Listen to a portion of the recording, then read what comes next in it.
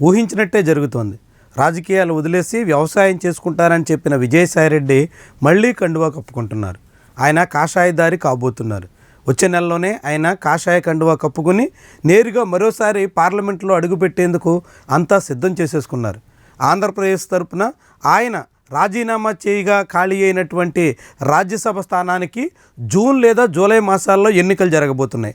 దానికి తగ్గట్టుగా ఆయన ఎన్నికలకు ముందే బీజేపీలో చేరి బీజేపీ తరపున రాజ్యసభలో అడుగుపెట్టేదానికోసం అంతా సిద్ధం చేసేసుకున్నారు. ఇక ఈ వ్యవహారానికి ఫుల్ స్టాప్ పెట్టడానికి ముహూర్తం మాత్రమే మిగిలింది. ఈ విషయాన్ని జనసేన పార్టీకి సంబంధించినటువంటి రాష్ట్ర మంత్రి నాదెండ్ల మనోహర్ కూడా కన్ఫర్మ్ చేశారు. త్వరలోనే విజయసాయిరెడ్డి బీజేపీలో చేరి బీజేపీ తరపున రాజ్యసభ సభ్యుడు కాబోతున్నారు అంటూ స్వయంగా నాదెండ్ల మనోహర్ ప్రకటించడం ఆసక్తికరమైనటువంటి వ్యవహారం. జనవరి నెలలో వైఎస్ఆర్సీపీకి రాజీనామా చేసిన విజయసాయిరెడ్డి ఏప్రిల్ తర్వాత బీజేపీలో చేరొచ్చు అని అంతా అంచనా వేశారు.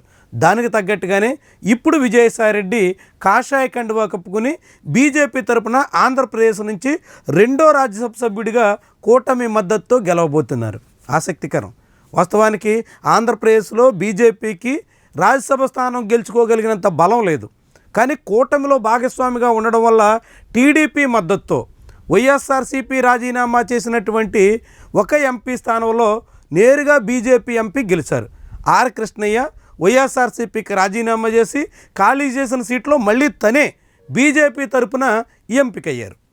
ఒక రాజ్యసభ సీట్ వచ్చింది బీజేపీ కంటే పెద్ద విశేషం ఏమి కాదు. ఇప్పుడు మళ్ళీ రెండో రాజ్యసభ సీటు కూడా బీజేపీ కట్టబెడుతున్నటువంటి వైనం ఆసక్తికరమైనటువంటి పరిణామం. విజయసాయిరెడ్డి కూడా ఆర్ కృష్ణయ్య బాటలోనే వైఎస్ఆర్సీపీకి రాజీనామా చేసి బీజేపీ తరపున కండువా కప్పుకోవడానికి సన్నాహాలు చేసుకుంటున్నటువంటి తరుణం ఆసన్నం కావడం అన్నది ఆసక్తికరమైనటువంటి వ్యవహారం. వాస్తవానికి ఆంధ్రప్రదేశ్లో కూటమిలో అతిపెద్ద పార్టీగా తెలుగుదేశం పార్టీకి ఎక్కువ రాజ్యసభ స్థానాలు ఉండడం అన్నది పెద్ద విశేషం కాదు. కానీ ఇప్పుడు చూస్తుంటే అందుకు రివర్స్లో నడుస్తుంది. తెలుగుదేశం పార్టీ కన్నా బీజేపీయే ఎక్కువగా ఆంధ్రప్రదేశ్లో రాజ్యసభ స్థానాల్లో వాటా తీసుకుంటున్నట్టుగా కనిపిస్తుంది. మొన్న డిసెంబర్లో జరిగినటువంటి 3 రాజ్యసభ స్థానాలకు గాను 2 టీడీపీ ఖాతాలో, 1 బీజేపీ ఖాతాలో పడ్డాయి. ఇప్పుడు మళ్ళీ ఖాళీ అయినటువంటి ఒక్క సీటు కూడా బీజేపీ ఖాతాలో పడితే బీజేపీ టీడీపీ చెరో 2 స్థానాలకు ఆంధ్రప్రదేశ్ నుంచి ప్రాతినిధ్యం వహించినట్టు అవుతుంది.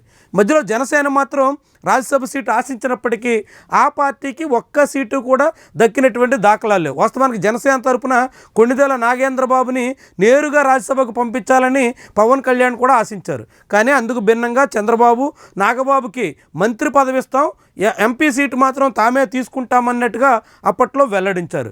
అయితే నిజంగానే ప్రకటించినట్టుగా నాగబాబుకి ఎమ్మెల్సీ హోదా అయితే ఇచ్చారు, కానీ క్యాబినెట్లో బెర్త్ అయితే దక్కలేదు. దాంతో జనసేనకి అటు రాజ్యసభ సీటు రాకపోయే, ఇటు క్యాబినెట్ బెర్త్ దక్కకపోయే ఇప్పటి వరకు. మరి జనసేనకి ఎప్పుడు న్యాయం జరుగుతుంది?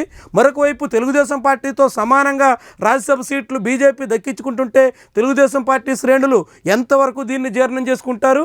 ఏమైనా విజయసాయిరెడ్డి బీజేపీ కండువా కప్పుకుని ఇప్పుడు కూటమి నేతలతో కలిసి సఖ్యంగా సాగేందుకు సన్నాహాలు చేసుకుంటున్నటువంటి తరుణంలో ఇది కూటమిలోని సాయిరెడ్డి వ్యతిరేకులు ఏ రీతిలో అర్థం చేసుకుంటారు, ఎంతవరకు కలిసి సాగేదానికి అవకాశం ఉంటుంది? ఇదొక ఆసక్తికరమైనటువంటి పరిణామం. విజయసాయిరెడ్డి రూపంలో ఆంధ్రప్రదేశ్లో బీజేపీ ఏ రీతిలో బలపడేటువంటి ప్రణాళిక చేస్తుంది, ఎంతవరకు సాయిరెడ్డి బీజేపీ బలోపేతం కావడానికి ఉపయోగపడతారు అన్నది కూడా ముఖ్యమైనటువంటి అంశం. 2019లో తెలుగుదేశం పార్టీ ఓటమి తర్వాత టీడీపీకి చెందినటువంటి అప్పటి రాజ్యసభ సభ్యులు సీఎం రమేష్, సుజనా చౌదరి, గరికపాటి మోహన్ రావు వీళ్ళందరూ బీజేపీ కండువా కప్పుకుని చంద్రబాబు నాయుడు కోసం పనిచేసినట్టుగా ఇప్పుడు విజయసాయిరెడ్డి బీజేపీ కండువా కప్పుకుని జగన్మోహన్ రెడ్డి ప్రయోజనాలకు అనుకూలంగా పనిచేస్తారా? ఎట్లా చేస్తారు? ఏ రీతిలో సాగుతారు? ఏమైనా ఇది ఆంధ్రప్రదేశ్ రాజకీయ వ్యవహారాల్లో సాయిరెడ్డి పాత్ర మరోసారి ఆసక్తికరంగా మారబోతుంది. ఆయన బీజేపీ తరపున రాజ్యసభ ప్రవేశం అన్నది ఒక కీలకమైనటువంటి అంశంగా మనం చూడాల్సి ఉంటుంది.